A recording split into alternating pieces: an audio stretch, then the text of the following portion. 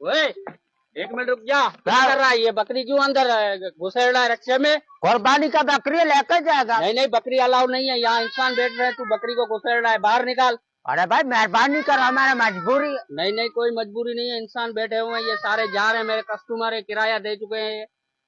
नहीं चढ़ागा। नहीं नहीं, उतार उतार इसको, दिमाग खराब कर रहा है, उतार जल्दी कर, ये गंद करेगी आके, उतार जल्दी कर।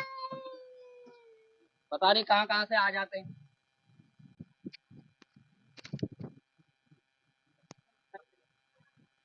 अरे खान भाई, फिर से ये क्या लाया है तू?